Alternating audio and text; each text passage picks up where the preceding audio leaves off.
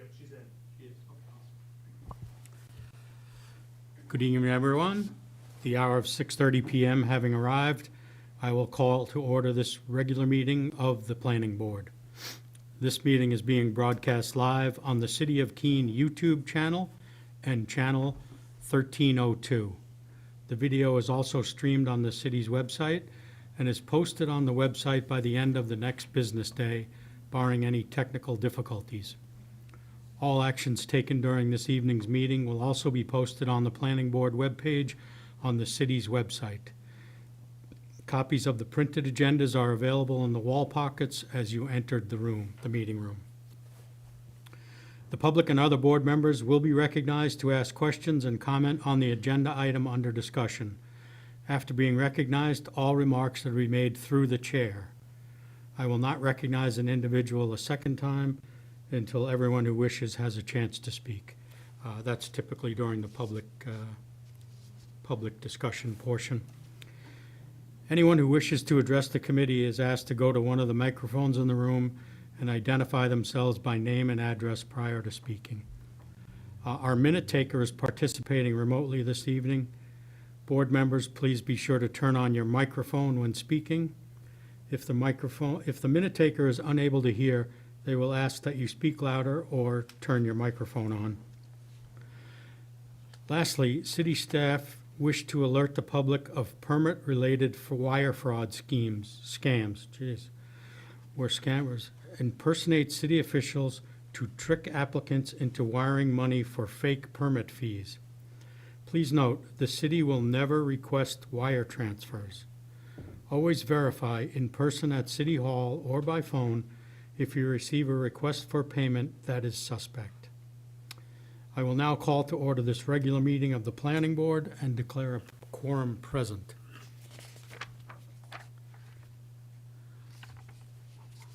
Will staff please conduct the roll? Harold Farrington, Here. Roberta Mastrogiovanni, Here. Mayor Jay Khan, Here.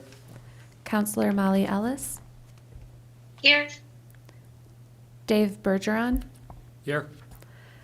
Michael Hafer, Here. Kenneth Kost, Here. Andrew Madison, and then for the alternates, Stefan Mayu, Tammy Adams, and Joey Cosivera. Here. And Mr. Chair, there is one person participating remotely, so they will need to state their location and if anyone is in the room with them and reason for participating remotely. And then we also have a position available should you wish to have Joey participate as a voting member this evening. All right, thank you, Ms. Berna. Councilor Ellis, would you please do the needful there with? Yes, excuse me. I am in Savannah, Georgia right now, and my friend and her dogs are in the room with me. You might hear the dogs squeaking, sorry. Okay, great. That satisfy you, Mary? Okay. And we do have a voting space open for tonight, so Mr. Cosivera, would like to invite you to participate in tonight's meeting as a voting member. Okay. First item on the agenda, or actually second item, are the minutes of the January 26, 2026 meeting. I'll entertain a motion to approve the minutes. I'll move to approve the minutes from the meeting on January 26, 2026. Do I have a second? Second. Mayor Khan, thank you. Any comments or changes to the minutes as distributed?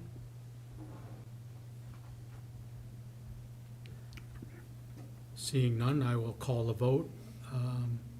All those in favor of approving the minutes for the January 26, 2026 meeting indicate.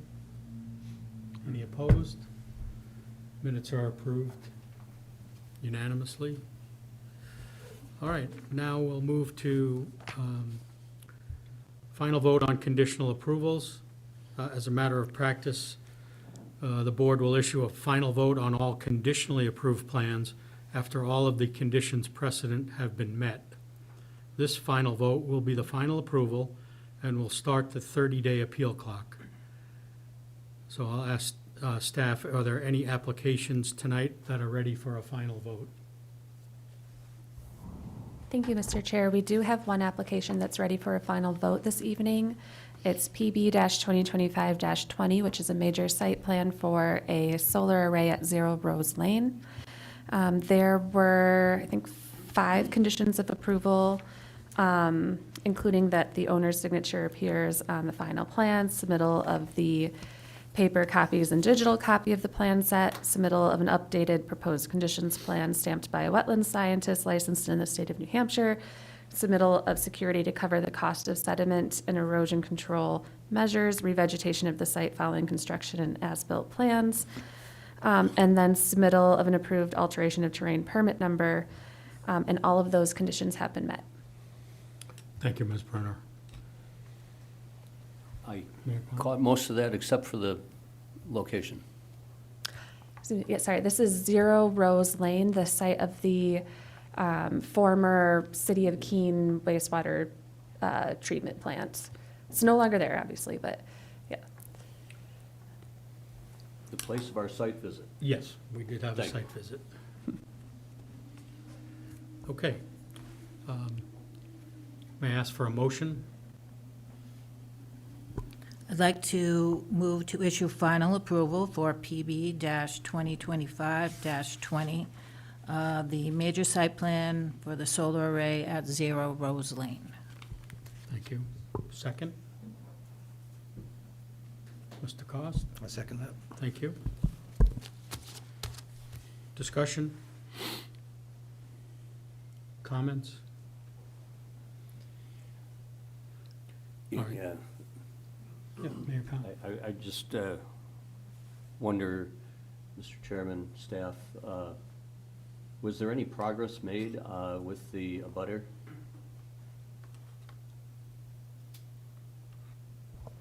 Are you referring to the abutter at, I think it's 14 Rose Lane, the Davis Oil property? The driveway concern?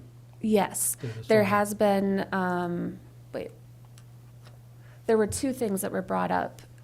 One of them was related to the fire safety plan, I want to say, for the oil company that's next door, and that has been worked out, that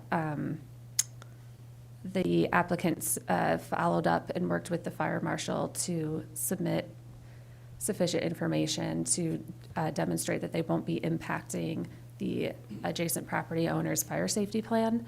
So that item has been addressed. The other property that had the driveway issue, which I think was also a drainage issue, I actually don't recall what the status is of that issue. I have some additional information on that. So we, after the meeting where you requested that we look into this, we looked at the approved site plan for the adjacent property. We discussed with the city engineer at the time, and then now the public works director, and we actually had code enforcement go out and look at the site and kind of get like a, for lack of a better way to put it, boots on the ground sort of look at what was going on. He was able to actually go out in the middle of a rainstorm to get a really good idea of how everything was flowing. And the existing stormwater management system on the adjacent property seemed to be functioning appropriately. And the lion's share of the runoff going into the Davis Oil site appeared to be coming from that shared driveway and the road itself. Davis Oil's site is dirt, and it is the lowest point in that area. So the large amount of ponding that was noticed definitely on the site appeared to be coming from the road, not necessarily the adjacent property owner, the adjacent property. Okay. Thank you. Any other comments, or? All right, let's proceed to the vote then. All those in favor of final approval for? Mr. Chair, sorry, I didn't Oh, yeah, we remind you. need, Roll call, yeah, roll call vote. We gotta roll call those Right. minutes. Okay, well, I still need to call the vote. So all those in favor of final approval for PB 2025-20? So I'll just go through the list. Yep, please do. Harold Farrington, Yes. Roberta Mastrogiovanni, Yes. Mayor Jay Khan, Yes? Counselor Molly Ellis, Yes. David Bergeron, Yes. Michael Hafer, Yes. Kenneth Cost, Yes. and Joey Cosivera. Yes. Okay. Thank you. That's the only one for tonight? Nope, so actually, the minutes need to be redone. Every vote tonight has to be done by roll call. I missed Okay. it for the minutes, I apologize. Yeah, so did I, sorry. Thank you. Okay, could we just repeat the motion for the minutes? I'd like to move to approve the minutes of the previous meeting on January 26, 2026. And it was already seconded, so let's just call the roll call vote. Thank you. Harold Farrington, Yes. Roberta Mastrogiovanni, Yes. Mayor Jay Khan, Yes? Counselor Molly Ellis, Yes. David Bergeron, Yes. Michael Hafer, Yes. Kenneth Cost, Yes. and Joey Cosivera. Yes. Thank you for catching that.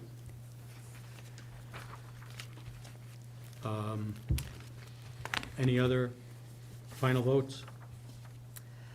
Nope, that was it for right now. Okay, great, thank you. All right. The next item on the agenda is a public hearing for PB-2026-01. It's a cottage court conditional use permit for 87 Water Street.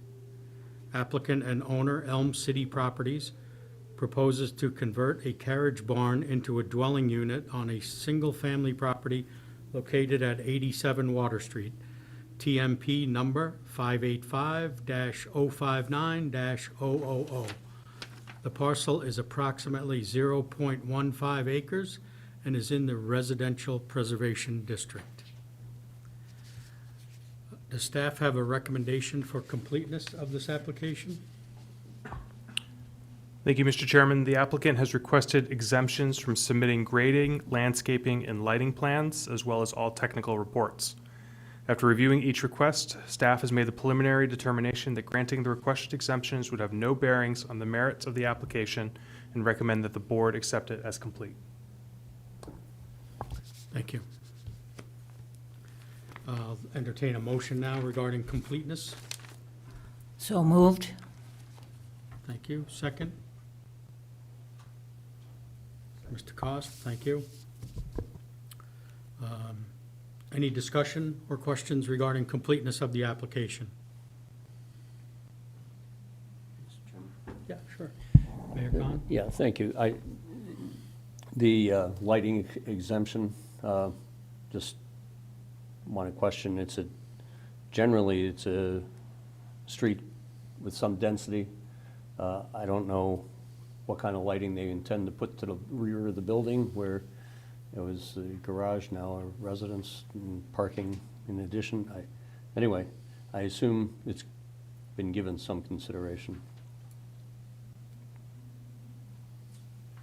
So let's see, there's one motion-activated entry light to be installed along the north or the main facade of the new dwelling unit. But because this is just a cottage court conditional use permit and not a major site plan application, the entire lighting of the property hasn't been thoroughly analyzed. The exemption is related to the photometric plan that you would see for a larger development. This property is fundamentally just going to be treated as a single-family residence, so our normal site development standards don't apply.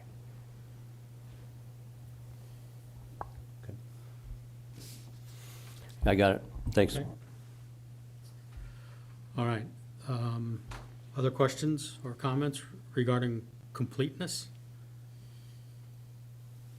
Okay, so let's put the vote to the roll call.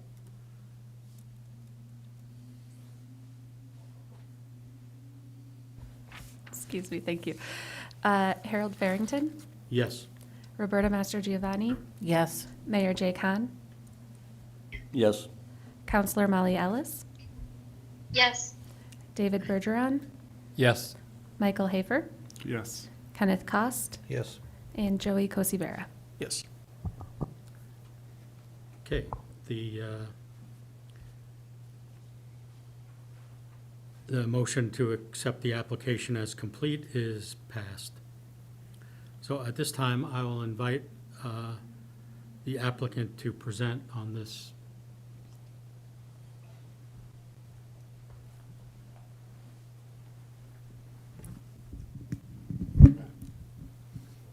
Well, my name is Zach Bunch. I'm representing the applicant today.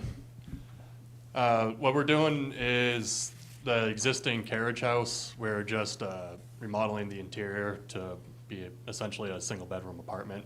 There's going to be no major changes to the exterior of the building. It has recently had modern vinyl siding done to it. All the parking is already on site. We don't have to do any changes to the drive or new cuts to the road or anything. The facade is going to be the same. All windows and door locations are going to be the same as is existing. We're just redoing the interior.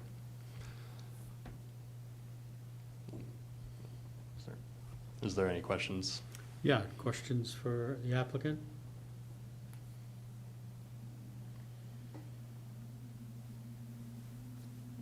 Mr. Cost? Yes, thank you. I just want to make sure, there's an image here that shows a change to one of the facades with a door instead of a garage. I mean, it's all positive. It's all positive, but I just want to make sure there is a change. Yes, sorry, yes. The garage door is going to be covered in and remade into the front entry door, as well as this roof added over it. Excuse me.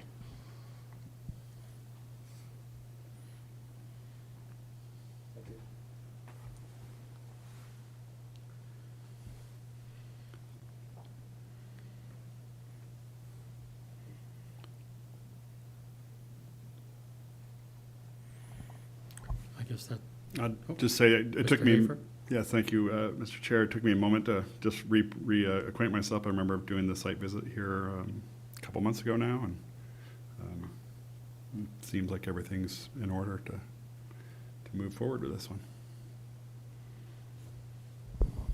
don't get too far ahead of ourselves there with deliberating. Okay? Yeah. Was there a site visit at this location? I didn't think so. Oh, I'm sorry, I thought this was the one that, Otherwise, I would think of recusing myself for not having, That's all right. Yeah. thank you. All right, thanks very much. We're all set. Maybe questions later, but for right now, that's good. Thank you. Thank you. So at this time, I'll invite staff to provide their comments. Thank you, Mr. Chairman. Evan Clements, Planner, Zoning Administrator. Subject parcel is an existing .15 acre lot located on the southern side of Water Street between Crossfield Street and Grove. Parcel is developed with an existing roughly 1,400 square foot single-family house and a 550 square foot detached barn, as well as a driveway and associated site improvements. Although this area of Keene has historically experienced flooding, this site is not currently within the flood hazard zone, but the surrounding parcels and most residential uses, with surrounding parcels, most of them are residential uses with between 2 and 4 dwelling units. The request is to convert the existing barn at the rear, as the applicant explained, into a new one-bedroom apartment. The as everything is laid out, this property would qualify for an accessory dwelling unit if the owner occupancy requirement could be achieved by the property owner. The reason why this application is before you is this evening is because the property owner is choosing to not use this property as their primary residence and is still looking to add the extra dwelling unit to the property. So this looks very much like a single family with a detached ADU, but that's why it's coming in as a cottage court. In regards to regional impact, staff has made a preliminary evaluation that this does not constitute a regional impact. However, it will be the board's responsibility to make that final determination.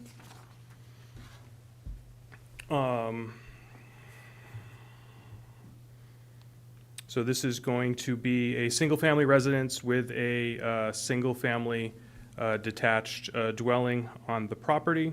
It meets the dimensional standards within the cottage court conditional use permit. In regards to dwelling size for cottage court, the footprint of the barn is about 550 square feet. And the gross floor area of the new unit will be approximately 922 square feet. And that meets the 900 square foot building footprint and the 1,250 gross floor area of the dwelling unit itself. This standard has been met. There are 2 parking spaces provided on site, one for this new unit, one for the existing single-family residence. That requirement has been met.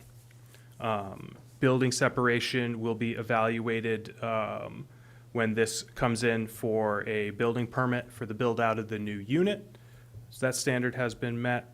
The existing driveway is adequate and is not proposed to be altered. In regards to screening, the proposed increase by adding the second dwelling unit does not appear to increase the intensity of development on this property in relation to the surrounding properties. So additional screening for this project is not necessary, and that standard is not applicable. The architectural guidelines.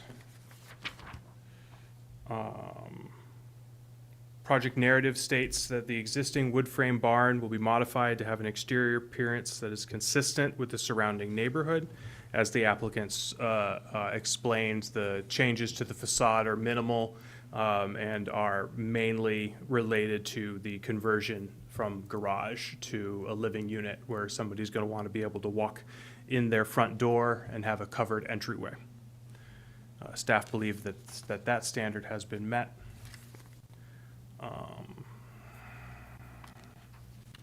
In regards to the site development standards, as I mentioned earlier, this project's not going to be strongly bound by them because it is a single-family use.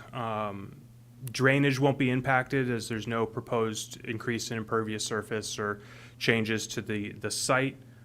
So no sedimentation and erosion control is necessary. There's a snow storage area identified on the south central portion of the site. Screening's not necessary. No landscaping is proposed. The lighting is that one motion activated light. Let's see. The applicant states in their narrative that the new unit will be tied into existing city water and sewer services, so that's all set.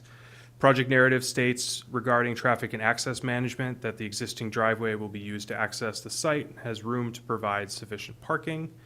A note has been added to the proposed conditions plan stating that any future modifications to the driveway will require a review through the city engineer's office. That standard's been met.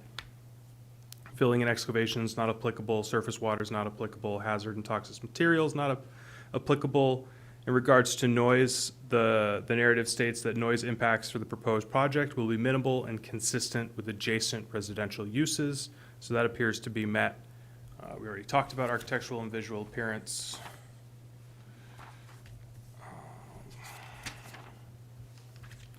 So that's all I have on that. The only thing is, in regards to the recommended motion, the applicant is requesting final approval this evening. We have received 5 full-size plan sets with the owner's signature on them, which was the only proposed condition of approval in the staff report. I believe the suggested motions memo has that coming in as final approval. I'm happy to answer any questions at this time. Questions for Mr. Clements? Mayor Khan? Thank you, Mr. Chairman. So the required column of square footage dimensions, I assume that's the cottage court requirement?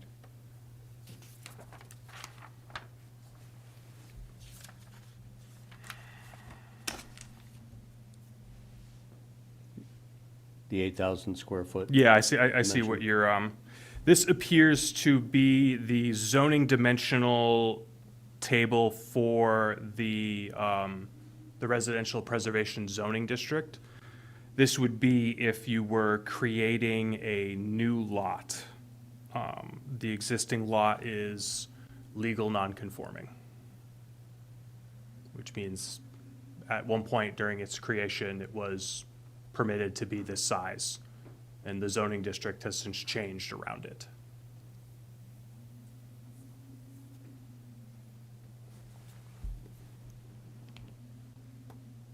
I get it. Mr. Cost? Thank you, Mr. Chair. I have a question about the cottage court, no, the ADU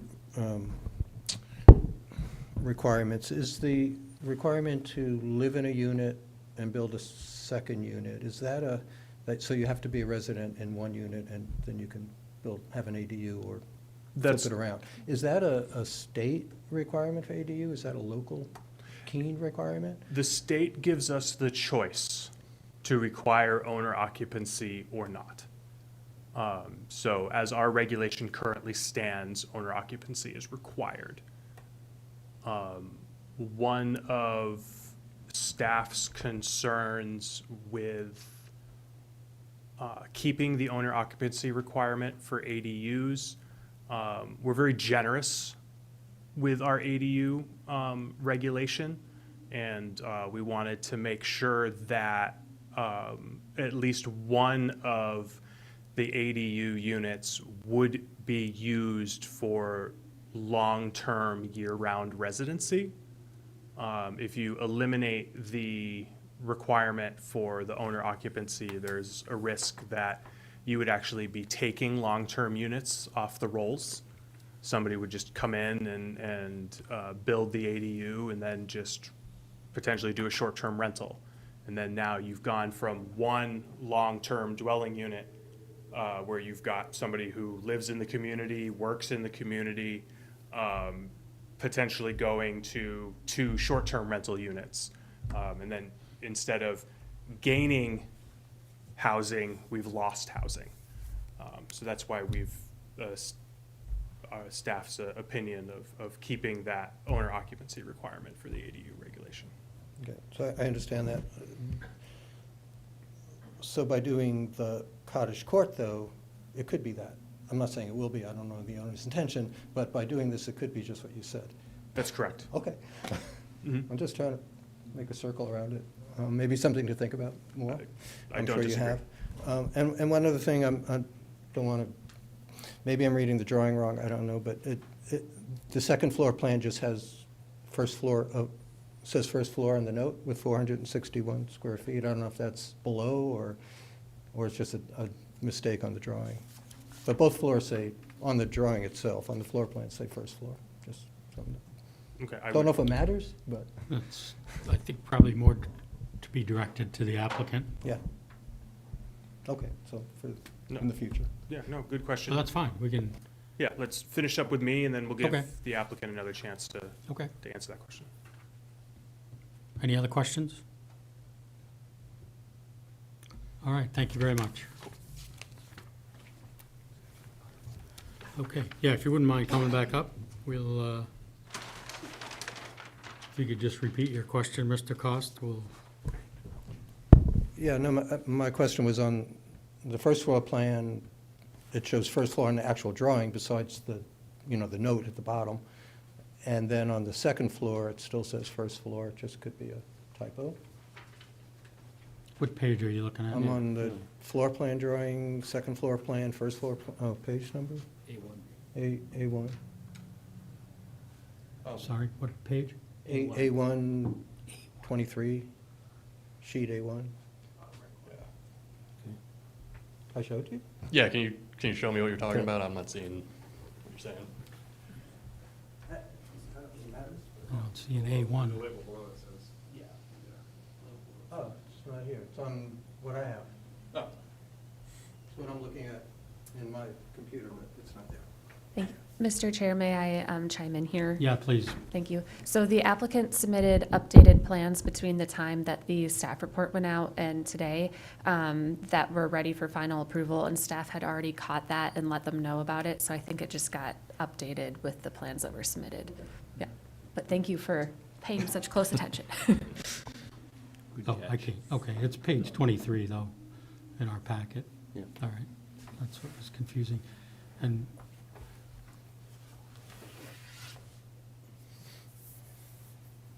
oh, okay, I see. So you're talking about the square foot notation where it says first floor still. Okay.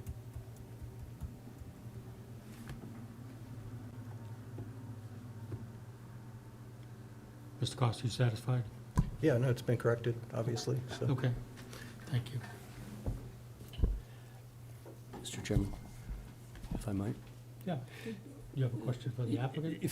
For the applicant, Okay, yes. Yeah, sure. Representative Zach, just nice to meet you. You too. So I see that Sampson is the architect, and are you part of Sampson? You're just trying to get a sense of your relationship to this as a representative of the applicant. I am. I work for Sampson Architects. Okay. Yeah. All right, thank you. Okay. All right, thank you. Thank you. Is anyone in the audience here to make a comment on this proposal? Just raise your hand if you are. No? Okay. In that case, I will close the public portion of the meeting, and we will move to deliberation. So I will, at this point, entertain a motion. I'd like to move to issue final approval for PB-2026-01 as shown on the plan set identified as Carriage House, 87 Water Street, Keene, New Hampshire, 03431, prepared by Sampson Architects at varying scales on January 6, 2026, and last revised on February 4, 2026. Second. Thank you, Mayor Khan. Okay. Comments, opinions? Mr. Cost? I think this goes towards more housing units, which we talk about all the time, and I think our zoning and planning has been geared to that, and I'm always happy to see somebody house people rather than a car in a building. So, and since it seems to fit in with all the other criteria, I think it's a good proposal and a good plan. Thank you. Thanks for doing it. Mr. Cosavera, would you care to comment on the possibility of regional impact for this project?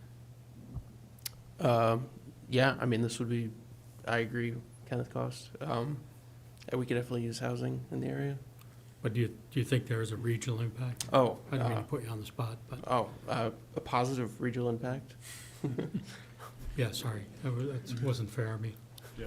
Mr. Hafer, would you care to comment on regional impact? Sure, yes, this small addition to an existing building does not impact the surrounding communities of Keene, New Hampshire, and does not meet the does not meet my understanding of the definition of regional impact. All right, thanks. Sorry, Joey.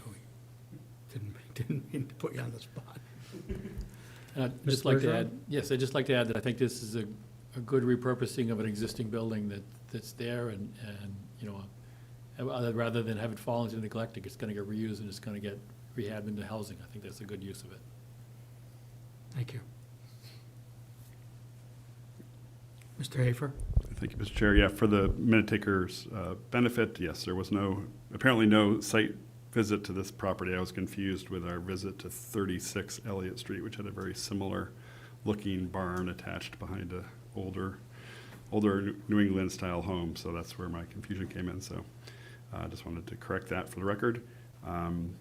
Yeah, and it seems like a good use here. I think if we continue to see the use of the cottage court to, almost to your question earlier, Mr. Cost, about the why not an ADU, and if we felt it was important for ADU type style places to have owner occupancy, I think we'll just have to watch as the trends continue with the new use of this cottage court, that we're not just providing another means to something that we're maybe trying to avoid with our approach to ADUs.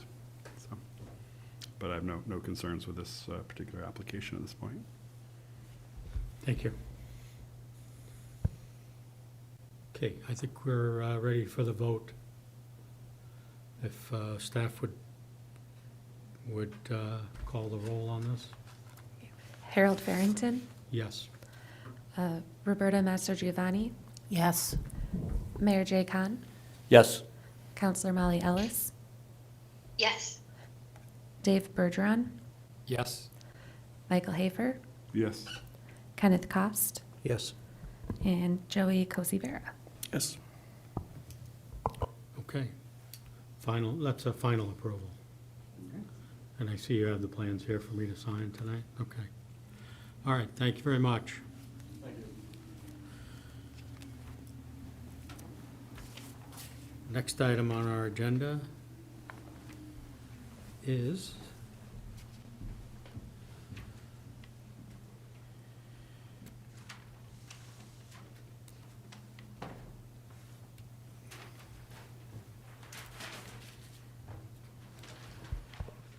okay, next item on our agenda is a public hearing, PB-2025-18, Modification 1, Major Site Plan, Revo Casino, 109 to 147 Key Road.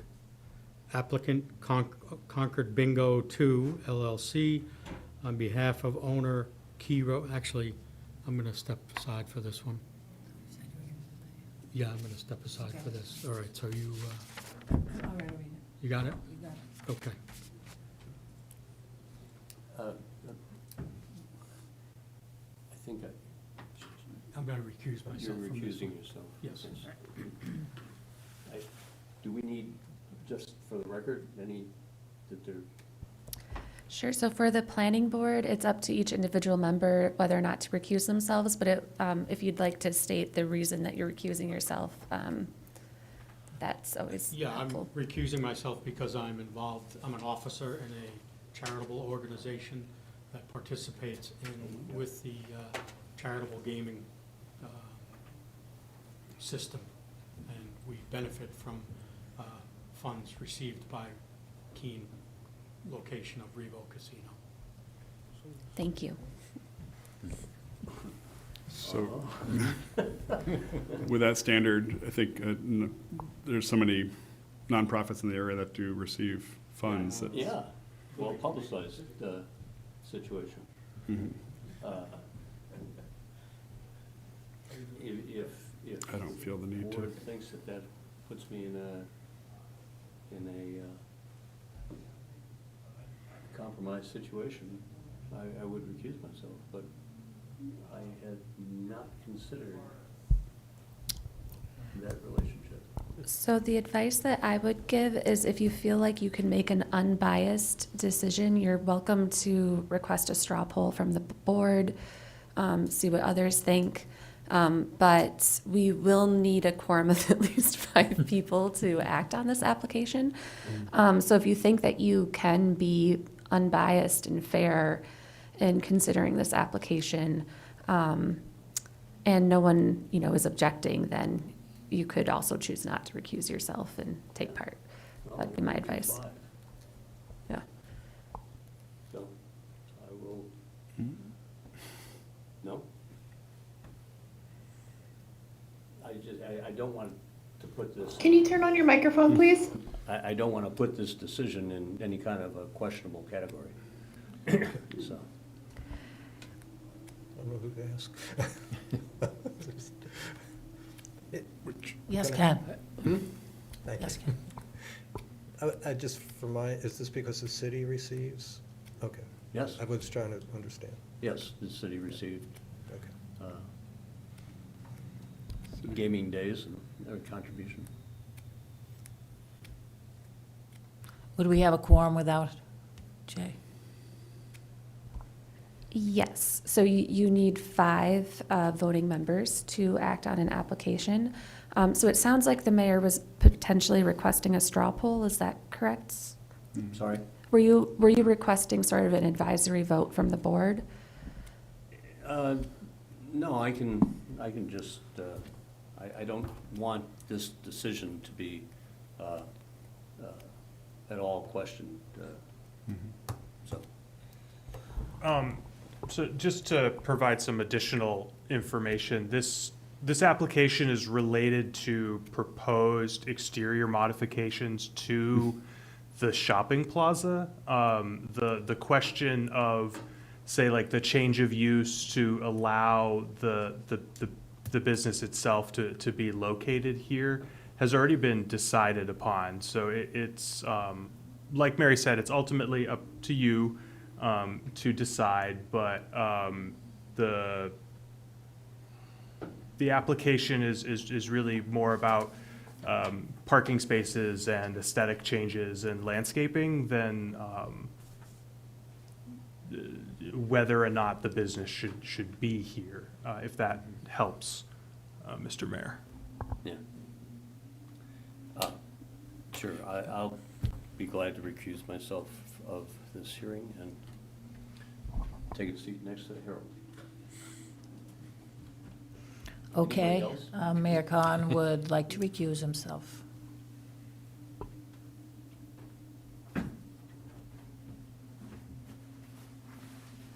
I'm happy to stay on, but without a full list of all the donations over the past few years, I can't imagine that I am not involved with 1 or 2 organizations that have received funds, so I will stay seated, but we are being very, very thorough in our duties, so I appreciate that.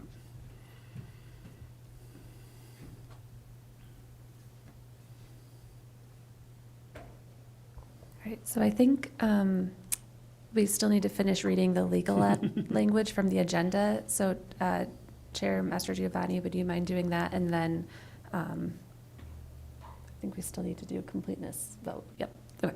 Let's take it from the top. Okay, the next item on the agenda is PB-2025-18, modification 1 to the major site plan for Revo Casino, 109 to 147 Key Road. Applicant Concord Bingo 2 LLC, on behalf of owner Key Road Development LLC, proposes to modify the architectural features and parking area associated with the charitable gaming facility located at 109 to 147 Key Road, TMP number 110-022-000. The parcel is 5.8 acres and is in the Commerce District. Does staff have any recommendations for completeness of this application? Thank you, Madam Chairwoman. The applicant has requested exemptions from submitting a drainage report, soils analysis, and historic evaluation. After reviewing each request, staff has made the preliminary determination that granting the requested exemptions would have no bearings on the merit of the application and recommend that the board accept it as complete. Is there a motion to accept this application as complete? So moved. Is there a second? Second. Thank you, Ken. At this point, we'd like to invite the applicant to present the proposal. Yeah. Sorry. Sorry. Yeah, I- we'll need a roll call for the completeness. Thank you. This is thrown up. Roberta Master Giovanni, Yes. Counselor Molly Ellis, Yes. Dave Bergeron, Yes. Michael Hafer, Yes. Kenneth Cost, Yes. and Joey Cosivera. Yes. Thank you. At this time, I'd like to invite the applicant to present the proposal.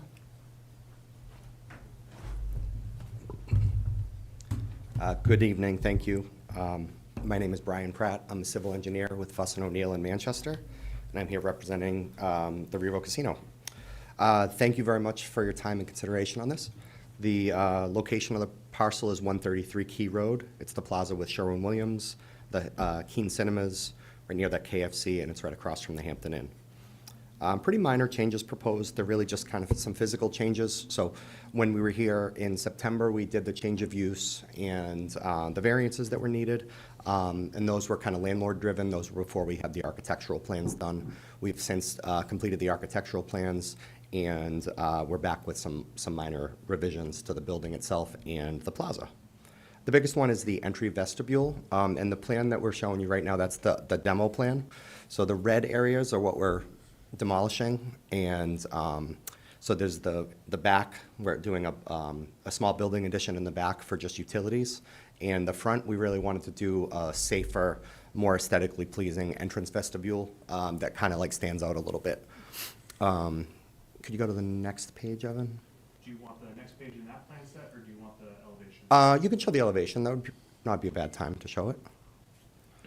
Thanks.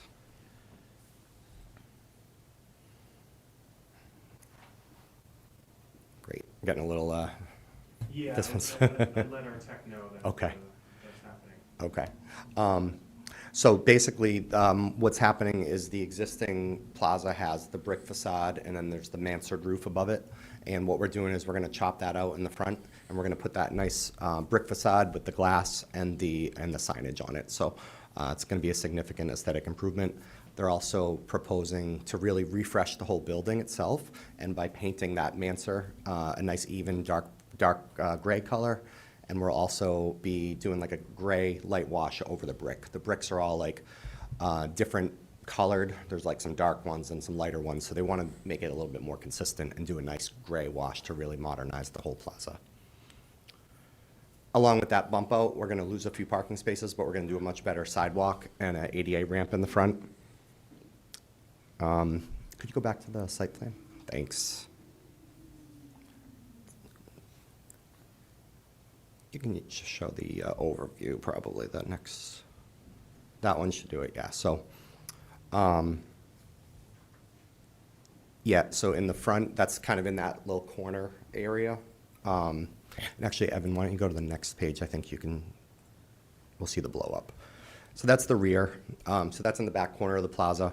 Basically, we're just doing a small building addition that is really just for utilities. And the other thing is this is very close to the floodplain. So we're actually raising the floor here a little bit to stay above the floodplain. So this will be, utility rooms, access for the rear egress and everything in that area. We're doing some minor paving improvements around the corner just to help to make sure the truck can circulate. And there are some parking spaces that we're just sliding down to make sure that that truck can make it around the bump out.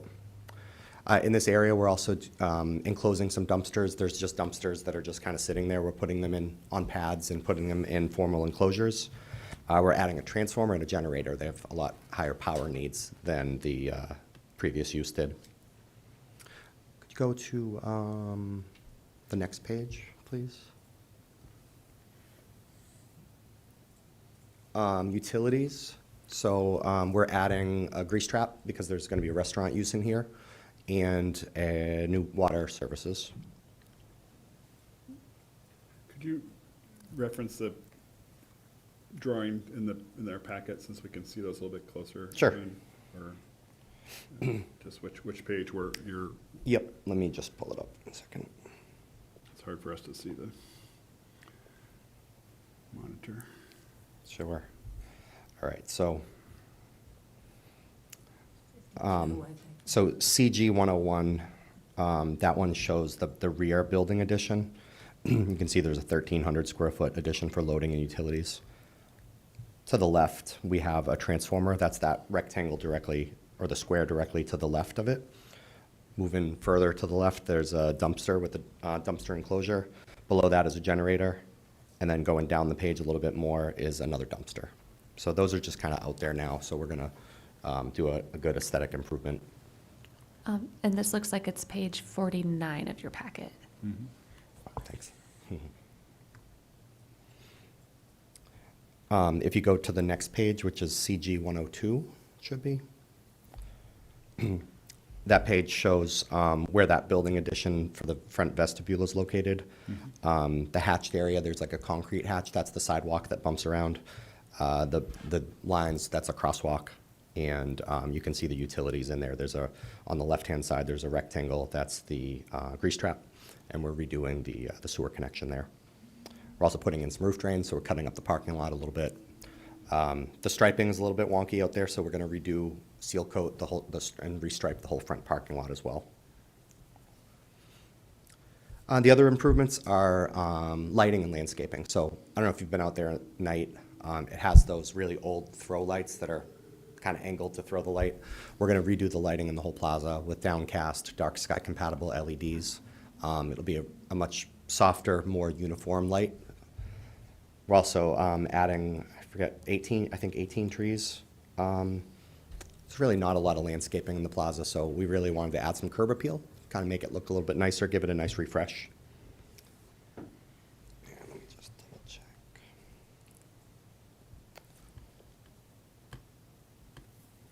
And I think that's the bulk of it. We received some minor comments from staff on drainage, lighting, sewer, and water, which I believe we've addressed. And I just wanted to, going along with the charitable discussion, so this facility itself has provided $1.3 million annually to local charities. And with this improvement, that should go up to around $3 million. So increasing the size that it currently operates, and we expect that to increase, which will have the benefit to the community, to the additional charitable gaming funds. I think that's it. I'm happy to answer any questions or. Do any board members have questions for the applicant?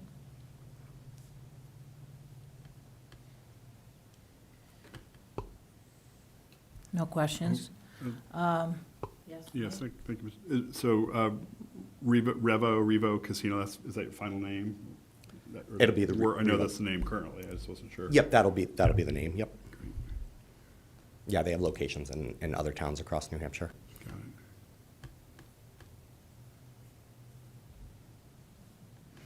Thanks. Any other questions?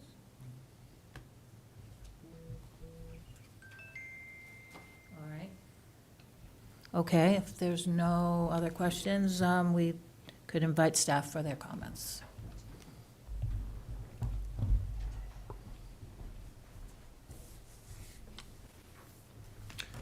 Thank you, Madam Chairwoman. Evan Clements, Planner Zoning Administrator. Subject parcel is an existing 5.8 acre lot located on the north side of Key Road, approximately 1,300 feet from the Winchester Street intersection. The Hampton Inn is located directly to the south, and the Key Road Shopping Plaza to the east. The parcel contains an existing shopping plaza with several multi-tenant commercial buildings, parking areas, and associated site improvements. The plaza contains businesses such as Keen Cinemas, Sherman-Williams Paints, Toy City, as well as the New Hampshire Department of Health and Human Services Keene District Office. Excuse me. The purpose of this application is what we call in the business a tenant fit-up for the Revo Casino charitable gaming facility that includes architectural modifications to the existing shopping plaza, as well as upgrades to the site lighting and parking areas, as the applicant just explained. The proposal includes the installation of additional landscaping along Key Road and in landscaping islands throughout the site, as well as screening measures for the dumpsters and parking areas. Charitable gaming facility itself would have a footprint of approximately 15,000 square feet within the existing building, with 190 gaming positions, a 52-seat restaurant, and approximately 1,000 square feet of office and incidental accessory storage.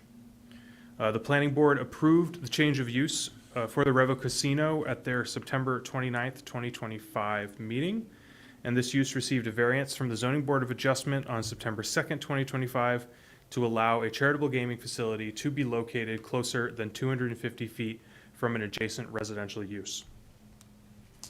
In regards to regional impact, staff has made a preliminary evaluation that this proposal does not appear to reach the threshold of regional impact as defined by RSA 3655. The board will need to make a final determination on that. Okay, let's get into it. Drainage, the applicant has stated in their narrative as well as just now that the proposed modifications will not alter the existing drainage configuration. Runoff will continue to be captured by parking lot catch basins. The project does not propose a net increase in impervious surface, so this standard appears to be met. As the applicant explained, in the northwestern corner, they are going to be adding some impervious surface to make that truck turning movement around the corner of that building a little smoother. They will then be on the eastern side of the property, they will be removing impervious surface to compensate. So that's where the no net increase comes in. They'll be increasing a landscaping island to the northeast there. So the project does propose the use of perimeter erosion control devices such as filter sock around the minor excavation areas related to the building addition and those site improvements. And then filter sock and catch basin filters will be used to prevent any erosion into the existing stormwater system. In regards to snow storage and removal, there is locations that exist throughout the site. There's no proposed change to the existing snow removal operation of the site related to these improvements. This is met landscaping. The applicant states in their narrative that the previous site plan application proposed 5 swamp white oak trees to meet the requirement for the additional parking spaces that were proposed. In addition to those trees, this application proposes to install 4 apple serviceberries, 5 Shademaster honey locusts, and 4 Tupelo tower black gum trees. As part of an overall landscape improvement to the site, this application is also proposing the installation of over 100 shrubs and perennials along the Key Road facade way and in landscaping islands throughout the site. This standard appears to be met. As the applicant noted, they will be installing 2 dumpster pads to corral the existing dumpsters that just kind of meander along the western side of the shopping plaza currently. The dumpster enclosures will be a solid stockade fencing at least 6 feet in height and will be as tall as they need to be to ensure that the dumpsters are completely screened by the dumpster enclosure area.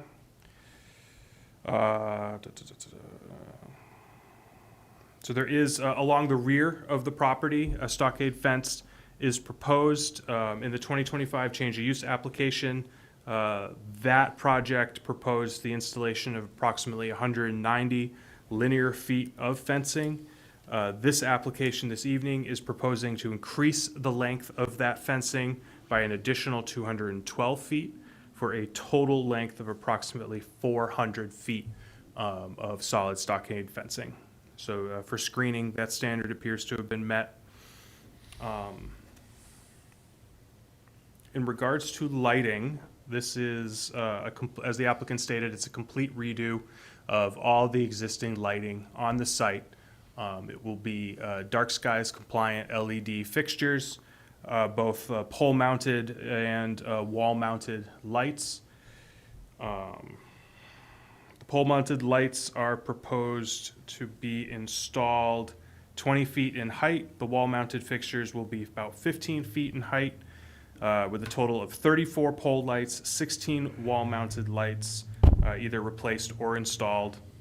All light fixtures will have a color temperature between 2700 Kelvin and 3500 Kelvin, which is within our requirements.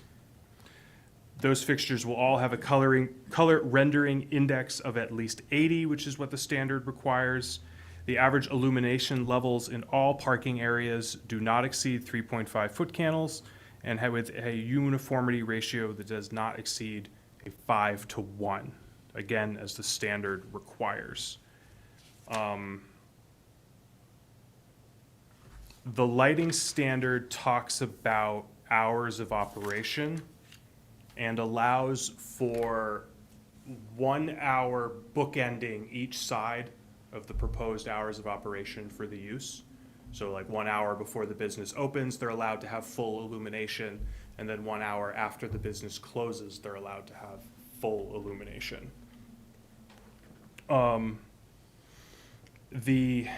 This application has, so the other thing is that outside of those hours, they are allowed security lighting that does not exceed 1 foot candle. The applicant has submitted 2 photometric plans, a full illumination photometric plan that meets the planning board standards, and a security lighting or reduced illumination plan that meets the security lighting standards. The thing to understand that's kind of a little wonky is that this is a shopping plaza with a bunch of different businesses in it, all with different hours of operation. The applicant will be able to adjust the lighting levels in the shopping plaza as needed to keep between those allowed illumination during hours of operation and the reduction in illumination to the security lighting minimum. The lights will never go completely out, but as businesses open and close throughout the shopping plaza, the lighting will adjust to maintain conformance with that standard. So at max, basically, to sum that all up, at max illumination, the shopping plaza complies, and at total nighttime, where all of the businesses are closed, the illumination will comply. And any mix back and forth between who's open and who's closed, the site will be in compliance in regards to lighting. So that standard appears to be met. If you've got questions, we'll get there. So for sewer and water, they're gonna tie in to use the existing facilities. They're gonna run a separate water service to feed the fire sprinkler system that they're proposing to be installed. As the applicant noted, the 1,000-gallon grease trap is gonna be installed, and they will have to coordinate with Public Works for our pre-treatment coordinator for that installation and permitting. The applicant's all aware of that. So all that standard appears to be met. The traffic and access management, the overall existing pattern of this shopping plaza is not really proposed to be changed. The existing entrances and exits aren't being moved, aren't being widened or narrowed or anything like that. Let's see, a total of 348 parking spaces are proposed to be provided, and the entire plaza is only required to provide 315 parking spaces. They are improving pedestrian walkways around the casino and increasing the sidewalks for pedestrian safety there. As I mentioned, in the northwest corner, that's 600 square foot of new impervious for the truck turning, and then a commiserate amount is going to be removed on the east side. So that standard has been met. Any filling and excavation is really going to be incidental. It's all very flat, level terrain. They're not going to need to do any serious grading or anything like that. And then any material deliveries or removal of material is just going to very quickly make it out to the adjacent highway. So staff does not believe that a truck route plan is necessary for the incidental amount of excavation. As the applicant did allude, the new addition is either within the 100-year floodplain or really, really close to the edge of the 100-year floodplain. It's kind of hard to tell. They are preemptively choosing to elevate this addition to be 1 foot above base flood elevation. So the addition is going to be at 472, where the 100-year floodplain is at 471. And then any floodplain development permit that may be required will be addressed at the building permit stage for the application. So that's been met. Surface waters is not applicable. There's no surface waters on the site. No hazardous or toxic materials are known to exist by the applicant, and none are proposed with the charitable gaming use. So that's not applicable. In regards to noise, the applicant states that the noise associated with the use will be minimal and comparative to the movie theater, which is also located within the plaza.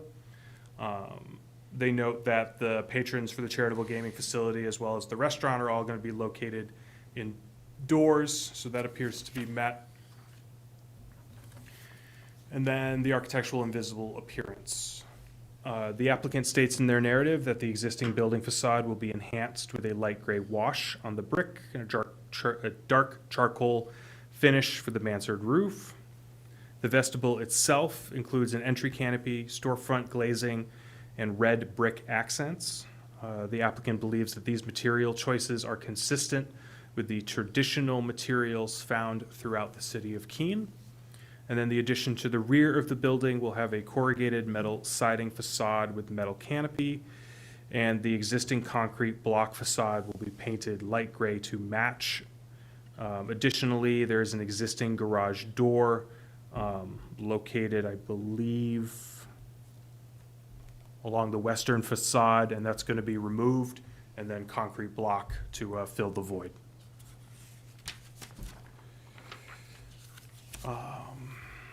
Last but not least is going to be the recommended motion. Proposed conditions are the usual. Owner's signature on the plan set, 5 full-sized, a flattened PDF of the final plan set. Submittal of a security to cover the cost of as-built, landscaping, and erosion control measures in a form and amount acceptable to the community development director. And then subsequent to final approval, the following conditions. Before site work begins, sediment and erosion control measures need to be installed and then inspected by community development. Following the installation of landscaping, we'll do a year 0 landscaping inspection to ensure that all the plants were installed per the approved plans. And then 1 year after the installation of that landscaping, another inspection will be conducted to ensure that the installed landscaping is thriving. That's all I have, Madam Chair. I'm happy to answer any questions at this time. Thank you. Do any board members have questions for staff at this time? Yes, Ken? Thank you, Madam Chair. So I have 3 questions, and one wouldn't really impact a decision, it's just for information. But the first is the fencing, the 400 feet of fence. Is that going to totally go across where that housing is behind the facility? Or is the fencing, you know? So the fencing is going to be on this property, but it is going to be along that shared property boundary with the residential use to the north. That's correct. So it blocks the entire, it'll be along where the housing ends, it goes up to the end of the housing, or the housing won't be exposed, is what I'm asking. That might be a better question for the applicant. I know it's going to go at least far enough for all those parking spaces. Okay. This might be an applicant question too, but you might know. The list of landscaping trees seem to me to be, you know, nice native trees. The 100 shrubs and all the planting beds, will that also be like non-invasive? maybe native plants, but at least non-invasive by Yeah. requirement? Is that? By requirement, at least that they're non-invasive. The shrubs were all like inkberries or something. They were a shrub that we see fairly regularly. Thank you, Mary. So that's the planting schedule. Oh, okay. You kind of see the ilex, the inkberries? Yeah, Virginia sweetspire, lowbush blueberry, and then daylilies. Okay. Thanks, be nice. The other question was just, I tried to use the architectural guidelines for this, and I just totally struggled. I mean, it was a stretch to, they're really nice architectural guidelines for urban areas or maybe downtown residential or, you know, those kind of places. But for this kind of a plaza, strip kind of a mall, it seems like a stretch to try to use them. And so I just want to point that out, that I didn't think there was really good comparison. When I did, a lot of things came out as non-compliant, but it really almost doesn't matter because it's not the situation I think that these guidelines are intended for. So I just found it difficult to use them for this. And the only thing, just because of the rendering, it does show a lot of reflection in the glass, and I know it's only a rendering, but just want to make sure that the glass is not reflective, because other than aesthetics, that's also an issue with cars and reflection and sunlight and stuff like that. So just kind of want to ensure it's not a reflective type glass. The rendering kind of suggests that. So I'll let the applicant respond to the glazing question, because I think that's a really good question for the applicant. I definitely understand what you're talking about in regards to like the overall architectural guidelines. I think in a lot of ways, those guidelines are designed for a brand new building. So taking like a facade refresh and trying to apply each one of those standards is challenging. When I was initially doing my review of this application, I was really looking for material types and the ever nebulous visual aggressiveness. And I think that is really the core of what staff is asking you all, the board, to weigh in on this evening. Do you feel that this proposed addition with the material choices generally fits within the character of the city and is not that aggressiveness? It's not trying to jump out and be advertising. It's you could very easily take, for example, Raising Cane's. One of their architectural features for their buildings is a giant neon red number 1. And then, so where does architecture become signage? So I think that's kind of where the visual aggressiveness comment in those regulations is sort of referring to. And then also the guidelines are designed to encourage reuse of a building. So like you don't want a building to be so customized to a singular use that nobody ever wants to move into that space ever again. So that's my 2 cents on it. And Madam Chair, can I add to that really quickly? Yes. Thank you. So in my interpretation of reading through the architectural and visual appearance standard, it's really subsection, it's like 2114-2H, is really the only standard that specifically addresses modifications or additions to existing structures, and all that states is that it shall be harmonious with the character of the existing structure. So I would say that's really the the standard that you're looking at in this instance, because again, a lot of these regulations are geared towards a new build. So it is, I mean, so I think it's a commercial space, it's meant to be commercial, whether it was a new shopping plaza or this addition, it's sort of the context of this doesn't really relate to much else in the standards, so. The only thing, and again, it doesn't bother me because of the context of where this is, but that one standard about architectural features shouldn't serve as corporate identity. I mean, that big Revo Casino sign is kind of advertising, but again, I think it's, I know we're not commenting on the signage, but that integrated into the architecture. So, again, it's fine. I just wanted to point out that it was difficult to use the guidelines for this type of project. So I guess my question for next time, would it be helpful if the staff report more clearly articulated in regards to architecture, like which specific subsections staff thinks you should be evaluating the application on? Yeah, I think that would be helpful, almost saying that, look, these standards were designed for this sort of other context, urban kind of situation or something, but out of those, these 2 or 3 sections should be paid attention to. Yeah. That's an easy change And for then us I to wouldn't- do. Yeah, we wouldn't have to look Not at a it. problem. Thank you. It looks nice. Yeah, and then just really quick, I hear you on the signage as well. That'll be evaluated separately with the side permit. And they've got a certain amount of square footage that the property gets for budget, and so they will do that. Anyone else? Yeah, Yes, thank- Mike? Thank you, Madam Chair. I got one of my answers while by digging in here. It looks like it's about 32 feet tall, I think, for this new entryway. To me, it looks like it's in scale nicely with the rest of the plaza there. What's their maximum height that we could be there, or a builder could be there?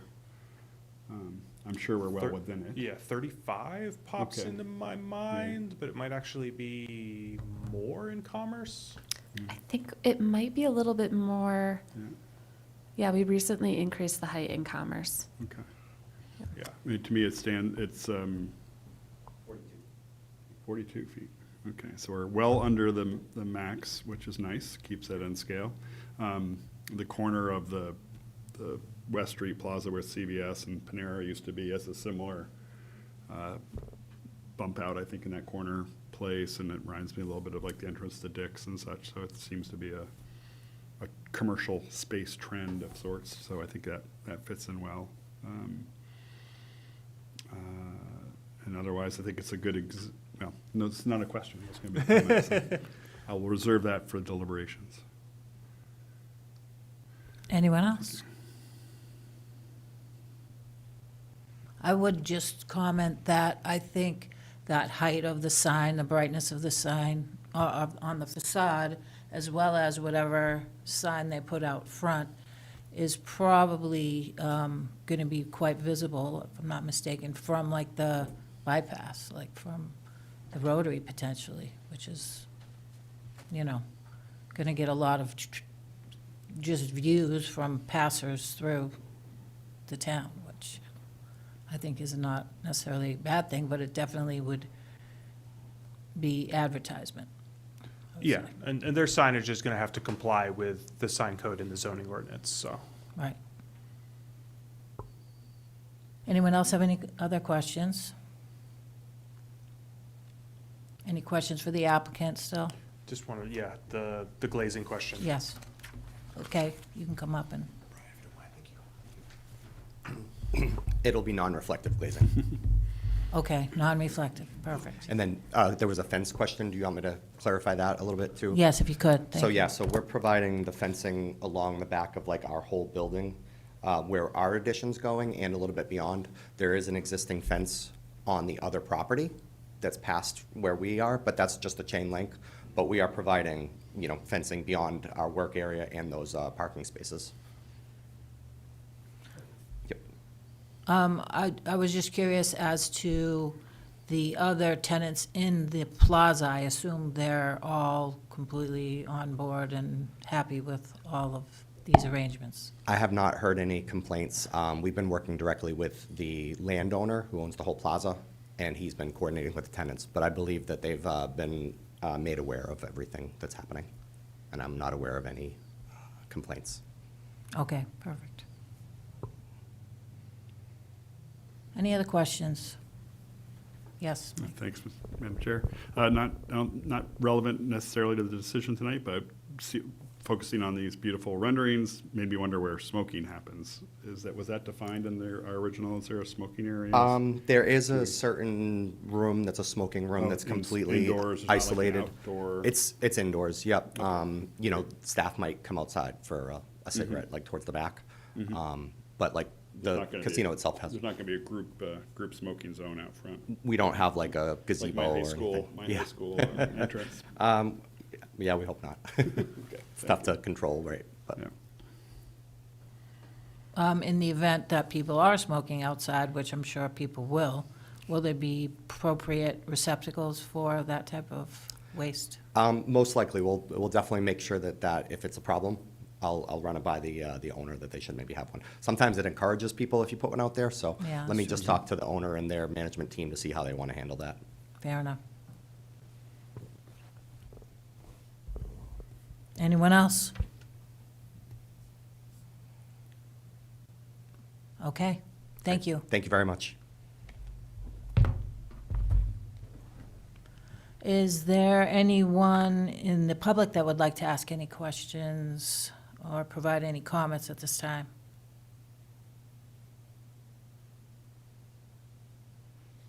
Okay. Barring none, then I would say we would close the public comment portion for the deliberation and enter any deliberation here on the board. Any discussions, any concerns? All right. That being said, we can move to the motion. Would anyone like to entertain the motion this evening? Mike? Thank Try to you. read it. So it's the entire, this is usually your role. Yeah. I'll read it as written. Making a motion to approve PB 2025-18 Mod 1 is shown in the plan set prepared by Fuss and O'Neill at varying scales on January 14th, 2026, and last revised on February 9th, 2026, with the following conditions. 1, prior to the final approval and signature of the plans by the planning board chair, the following conditions precedent shall be met. A, owner's signatures appear on the plans. B, submittal of 5 full-size paper copies and a flattened PDF version of the final plan set. C, submittal of a security cover the cost of as-built plans, landscaping, and erosion control measures in a form and amount acceptable to the community development director. And 2, subsequent to final approval and signature of the plan by the planning board chair, the following conditions shall be met. A, prior to the commencement of all site work, all sediment and erosion control measures shall be installed and inspected by staff from the Community Development Department. B, following the installation of landscaping, the Community Development Department shall be contacted to perform an initial inspection. And C, 1 year following the installation of all landscaping, the Community Development Department shall be contacted to perform a final landscaping inspection. Thank you. Do we have a second? Second. Thank you. Are there any discussions or edits at this point?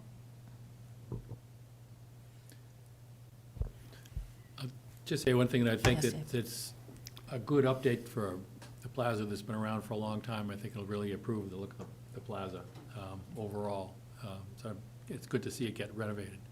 I'd also just like to add that I don't believe this is a regional impact with this application. Thank you, Dave. Appreciate that.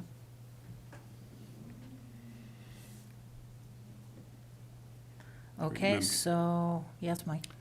Thank you, Madam Chair. I was going to echo similar comments. I think the change of use of this space and obviously has been a topic of discussion around town and some controversy. I think it's an interesting example of how development can benefit the plaza as a whole and hopefully add to the long-term value of that entire property in Keene and hopefully have benefits to the other businesses in that plaza.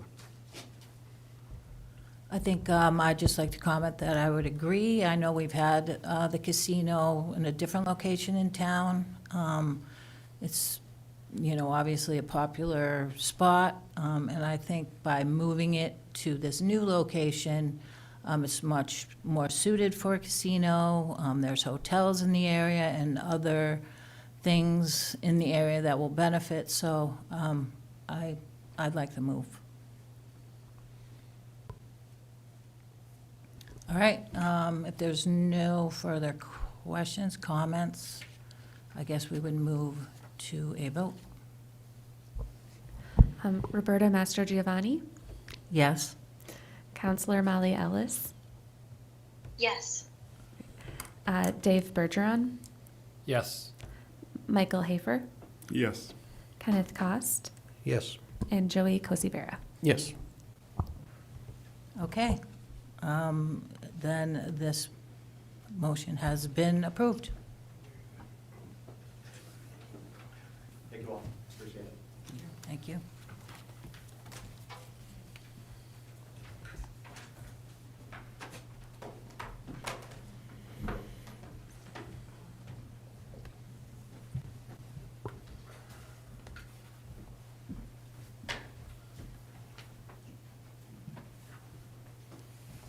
Thank you, Roberta.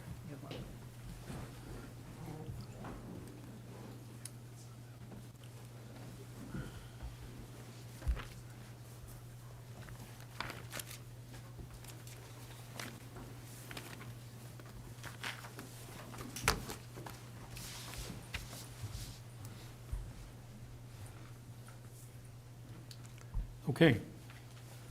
Continuing along on our agenda. Next item is staff updates. Thank you, Mr. Chair. This is Mary Brenner, Senior Planner. The only update I have is really a reminder about the CIP, which is the Capital Improvement Program meeting schedule for this year. The kickoff presentations are coming up on Tuesday, March 3rd at 5:30 p.m. at Heberden Hall, which is part of the Keene Public Library located at 60 Winter Street. And the planning board members are highly encouraged to attend this. You will be asked to vote on the CIP at the end of the process, and so this is really a great opportunity to really dig into the projects and hear from each of the departments about the projects that they're proposing to include and how they're consistent with the master plan and the community goals. However, if you can't make it to that kickoff presentation, which I think is the most fun and engaging presentation, but if you can't make it to that, there are some other meetings that you can attend. One is Tuesday, March 10th at 5:30 p.m. It's a special FOP committee meeting. There's one on March 12th, again at 5:30 p.m. And then the public hearing is scheduled right now for Thursday, March 19th at 7 p.m. And those are all in council chambers, so this room. And then finally on March 23rd, which is your next planning board meeting at 6:30 p.m., you will be asked to vote on it. So those are your opportunities to learn about it leading up to that vote. So just a reminder to you all to try and tune into those meetings or attend if you can. Can you send us the list of those again? Yes, I think I provided it. Yeah, she did. This came out the day of your last meeting, so I provided it a paper copy, but I can't remember if I sent it electronically, so I can send it out to everyone electronically. Thank you. I And think that's it. Mary, I just also wanted to note, thank you for the reading material. Oh, yes. On your desk, you probably saw that you have in a nice periwinkle blue color, the most recent updated land use book. They update it every year because the legislation can change from year to year. So this is, it should be current through all of the changes that went into effect as of September, I think. Right? Yeah, sounds right. Well, anyways, it doesn't include, obviously, any legislation that's currently underway, but it should include all of the legislation that was adopted last year. So that is for you to use as a reference material. You can also go to the New Hampshire General Court's website and look up the RSAs that way if you prefer electronic.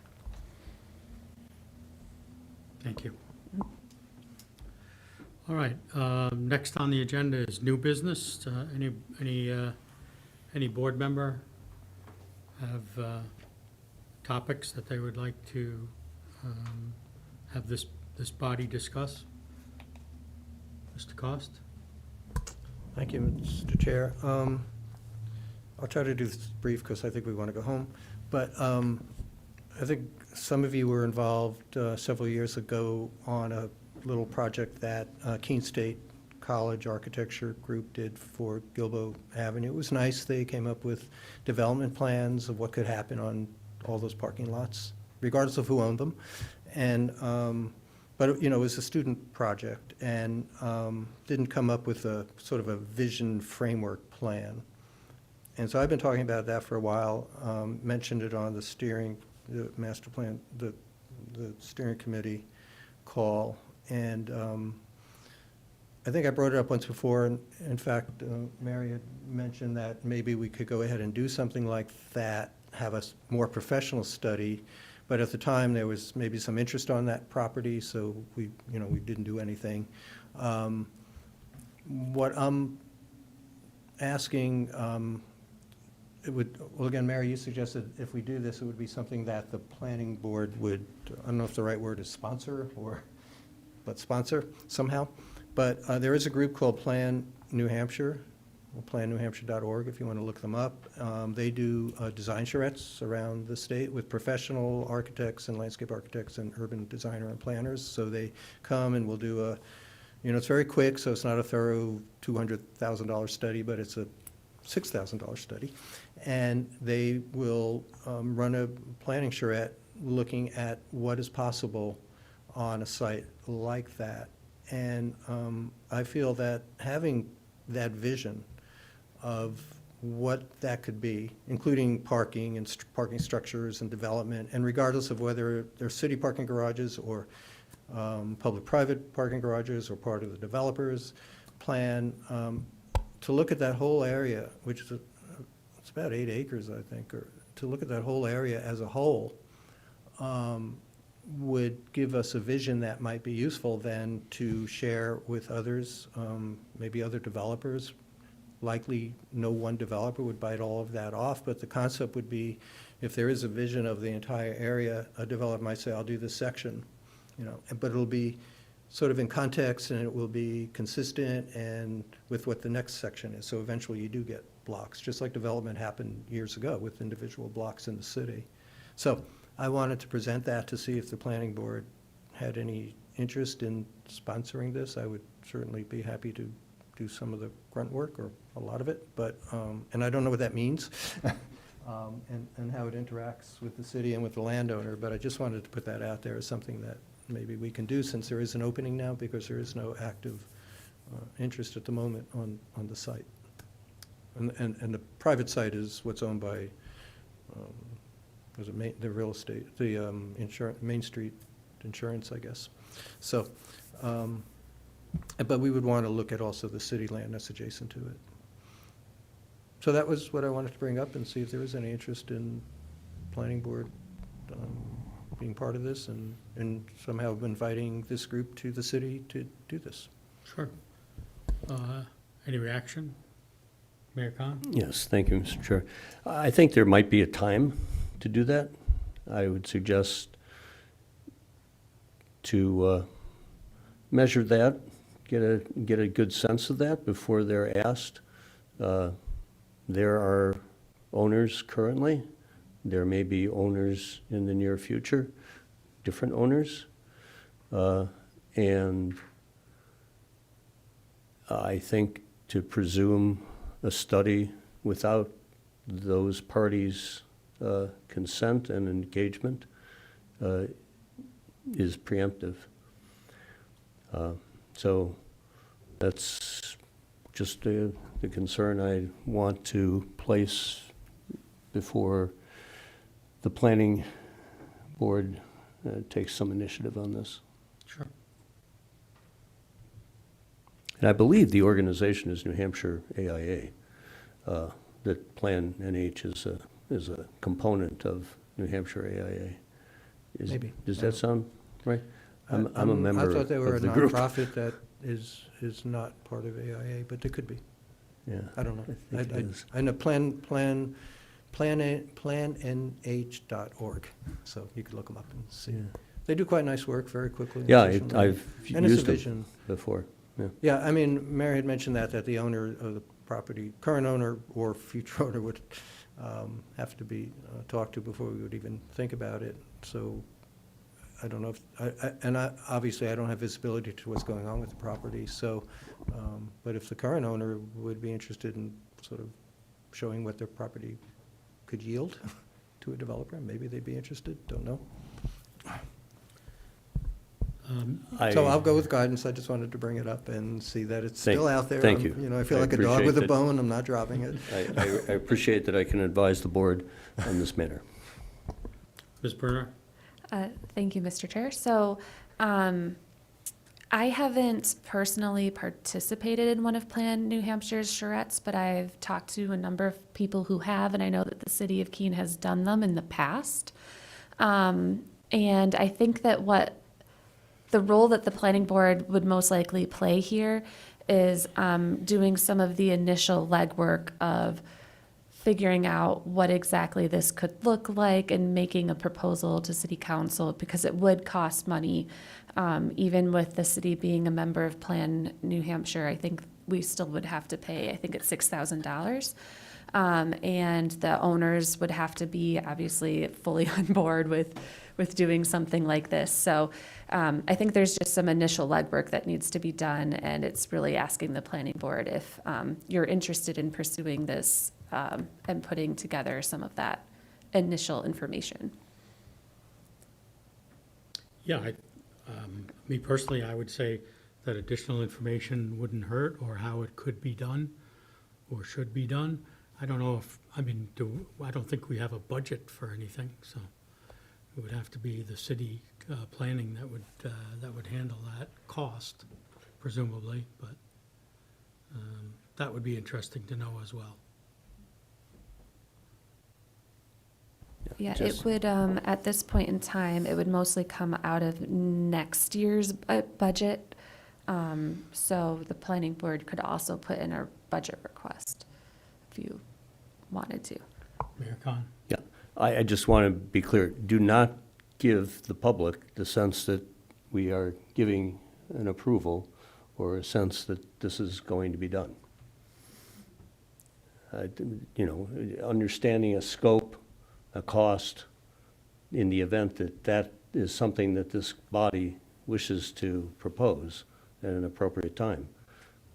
Okay, Yeah. that makes some sense. Yeah, no, that's But what I was let's, trying to say. let's be clear. Yep. Sorry if I wasn't clear, but that was exactly what I was trying to say. So- Any other new business? Oh, Well, just real Mr. quick, Cost? so at this point, there is no next step, right? At this point, until some of the things you said are clarified with. I think if staff wants to inquire the terms of an engagement at some time in the future, they should do that and probably advise the chairman of that information. Yes.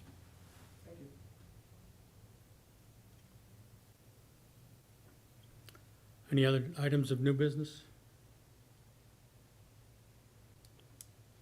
Okay. I think typically, even though it's reversed, typically we would go to more time items at this point. But I don't think we have a pressing need for that tonight. Yeah, I think I might have put together a slideshow for these standards several months ago, but I honestly can't remember at this point. So I would recommend waiting until there's a lighter agenda and we can do that. Yeah, good luck with that.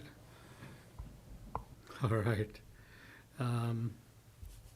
Upcoming dates of interest. Joint Committee of the Planning Board and PLD is on March 9th at 6:30 in this chamber. Planning Board Steering Committee, February, it's going to be March 10th, I guess. So these dates are all the wrong month, right? Yeah, all the dates are correct. It's just changed February to March. Yeah, okay. Yeah, sorry about that. All right. Planning Board Steering Committee is March 10th at noon. Planning Board Site Visit, March 18th, 8 a.m., to be confirmed based on the projects on the March agenda.